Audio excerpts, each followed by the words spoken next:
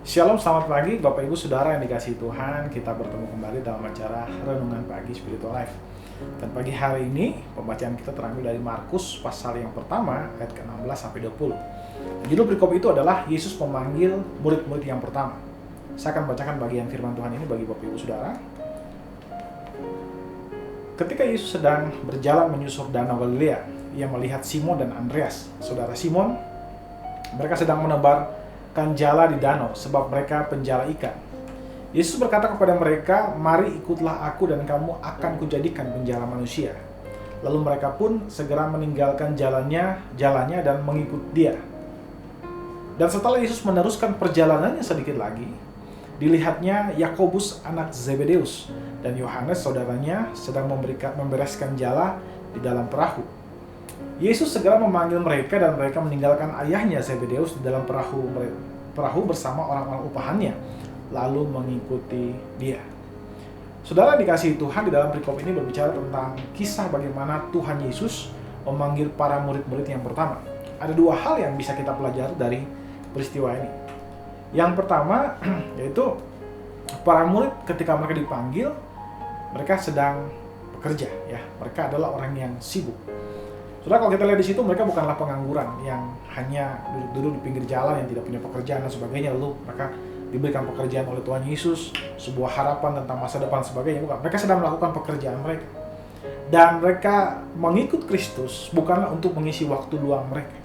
Dan saya kira ini yang mungkin berbeda dengan orang Kristen modern. Ya. Orang Kristen modern seringkali mengikut Tuhan, ya. Kalau ke gereja ya kalau punya waktu, kalau tidak punya waktu ya dia tidak akan mengikut Tuhan. Sehingga mereka, kalau kita bisa simpulkan bahwa para muridnya menempatkan Yesus sebagai bagian utama atau hal utama dari perjalanan kehidupan spiritual mereka. Nah, kehidupan orang Kristen pun harus demikian. Kita harus menjadikan Allah sebagai prioritas utama hidup kita.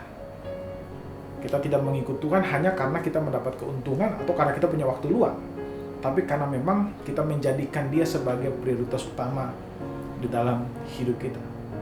Nah, hal kedua yang bisa kita pelajari dari kisah ini adalah para murid ini merespon panggilan Yesus dengan meninggalkan apa yang mereka miliki.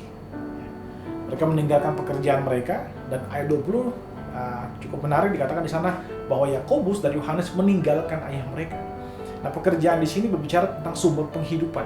Jadi ketika mereka mengikuti Yesus, mereka meninggalkan sumber penghidupan mereka dan mereka menggantungkan hidup sepenuhnya kepada Kristus. Dan yang kedua, mereka bisa dilihat bahwa mereka meninggalkan ayah mereka sebagai lambang daripada, atau simbol daripada keluarga. Keluarga merupakan simbol dari rasa aman dan nyaman.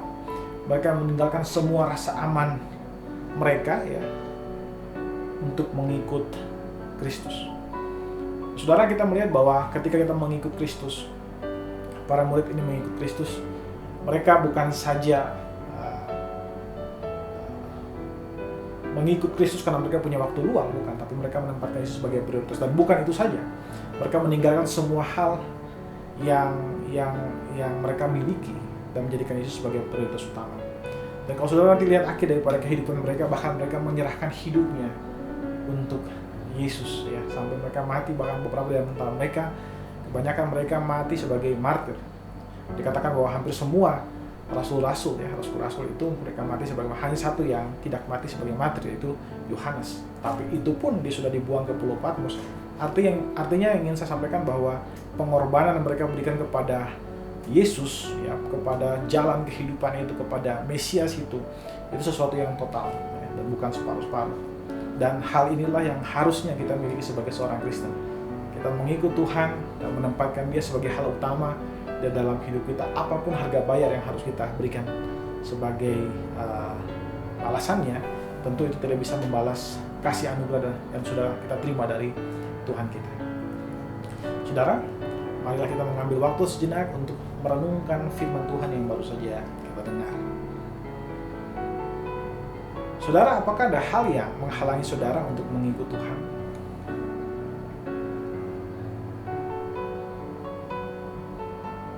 Mari ambil waktu sejenak untuk mendoakan hal tersebut. Berdoalah agar Tuhan memberikan saudara keberanian dan kemampuan untuk meninggalkan hal-hal tersebut, untuk saudara dapat mengikut Tuhan secara total.